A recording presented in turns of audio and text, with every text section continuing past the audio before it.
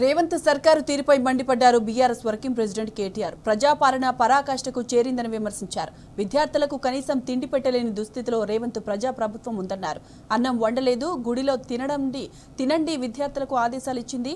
నాగర్ కర్నూలు జిల్లా బల్మూరు మండలం కొండనాగుల ఎస్టీ బాలుర హాస్టల్ సిబ్బంది శివరాత్రి రోజు హాస్టల్లో 380 మందికి గాను 200 మంది విద్యార్థులు ఉన్నారు. అయితే మధ్యాహ్న భోజనం గుదిబండ శివాలయంలో, రాత్రి భోజనం వీరం రామాజిపల్లిలోని గంగమ్మ దేవాలయంలో అన్నదానానికి వెళ్లి తినాలని చెప్పి వంట చేయడం మానేశారు.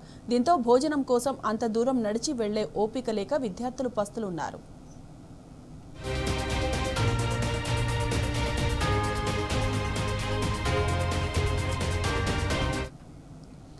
పండుగ పూట విద్యార్థులను పస్తులుంచడమే ప్రజాపాలన అని కేటీఆర్ ఫైర్ అయ్యారు. విద్యార్థులకు పట్టడన్నం పెట్టకుండా మంత్రులు హెలికాప్టర్ యాత్రలు, చేపకూర విందులు చేస్తున్నారని దుయ్యబట్టారు. పండుగ పూట విద్యార్థులకు కనీసం భోజనం పెట్టకుండా అన్ని కిలోమీటర్లు నడుచుకుంటూ వెళ్లి తినమని చెప్పడం ఏంటని ఆగ్రహం వ్యక్తం చేశారు. పండుగ పూట విద్యార్థులను పస్తులుంచడం అనే ప్రజాపాలన అని కేటీఆర్ ప్రభుత్వాన్ని నిలదీశారు.